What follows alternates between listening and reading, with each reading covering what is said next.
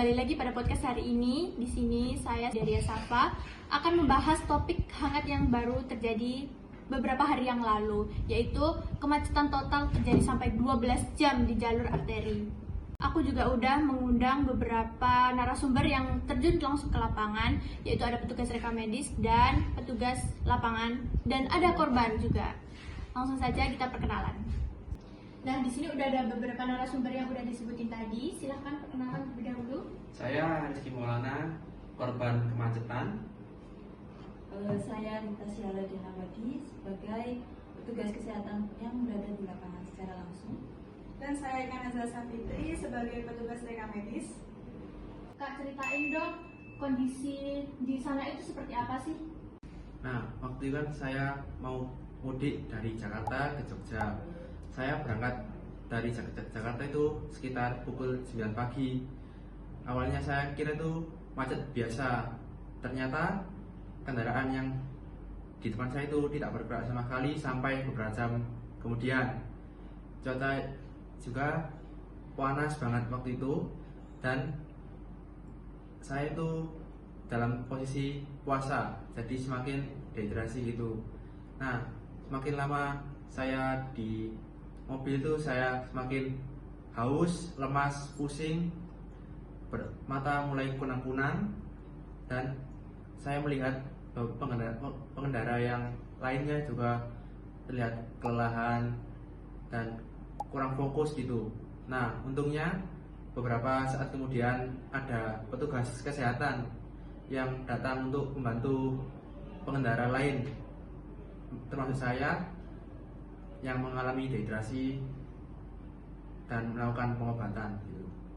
Berarti kondisinya cukup darurat juga ya. Terus kakak sebagai petugas lapangan, waktu pertama kali sampai di sana itu apa yang kakak pertama lakukan? Apakah langsung penanganan atau bagaimana? Begitu sampai di lokasi itu kami langsung melakukan pemeriksaan cepat dan triase ya, untuk mengetahui kondisi masing-masing dari para pengendara. Fokus utama kami pada saat di lokasi itu lebih ke arah penanganan kasus dehidrasi dan luka ringan yang dialami oleh pengendara. Dan tentunya yang pertama kali kami lakukan yaitu memberikan pertolongan pertama. Nah, ada nih yang unik. Di tengah situasi yang cukup darurat ini, kami juga tetap melakukan pencatatan data pasien, tapi lebih sederhana dan secepat mungkin. Wah, itu menarik banget ya. Berarti selain harus cepat menangani pasien, kakaknya juga harus mencatat data pasien juga? Untuk data yang dicatat itu mungkin berupa data minimal ya, seperti nama, tanggal lahir pasien, lalu ada keluhan utama pasien. Nah, kenapa sih data ini penting? Data ini penting itu karena akan digunakan sebagai dasar untuk tindak lanjut, terutama jika pasien perlu dirujuk ke rumah sakit gitu. Untuk pengelolaan data lebih lanjut mungkin bisa dijelaskan oleh rekan saya yang berada di lapangan, yaitu petugas rekam medis dengan Kakak Zila. Kak Zila, kalau boleh tahu, kalau di situasi darurat seperti ini biasanya gimana sih cara kakak mencatat datanya? Apakah sudah ada sistem khusus atau masih menyesuaikan di lapangan? Iya sih, jadi kalau di situasi darurat kayak gini, kita sebenarnya sudah pakai sistem, tapi tetap fleksibel menyesuaikan kondisi di lapangan juga sih. Supaya nggak ribet dan bisa cepat, kita pakai Google Form.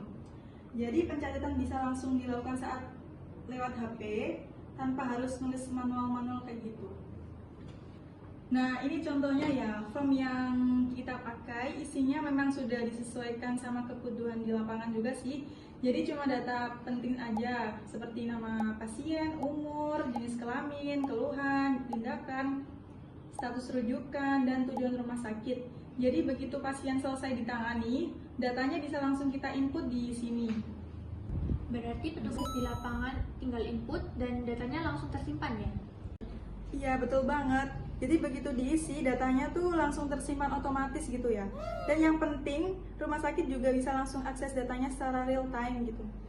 Terus jadi saat pasien datang itu, datanya tuh sudah ada dan nggak perlu ditanya ulang dari awal gitu pasiennya. Jadi penanganannya tuh bisa lebih cepat gitu, Kak. Nah, bagaimana sih tanggapan Mas Rizky tentang penanganan yang sudah diterima di lapangan? Nah, saya sebagai korban di lapangan itu merasa sangat terbantu karena adanya gerakan yang cepat dari petugas kesehatan dan saya bisa sampai di rumah sakit dengan tepat waktu. Wah guys, jadi prosesnya sudah jauh lebih cepat ya ternyata. Dan rumah sakit juga bisa langsung siap sebelum pasien datang. Jadi penanganannya juga lebih optimal. Terima kasih banyak kepada narasumber yang sudah hadir dan memberikan pengalamannya pada hari ini. Dari obrolan ini kita juga jadi tahu ya betapa pentingnya peran tenaga kesehatan dan juga rekan medis bahkan di situasi darurat sekalipun. Semoga pembahasan kali ini bisa bermanfaat dan nambah insight teman-teman semua. Sampai jumpa di episode sebelumnya. See you.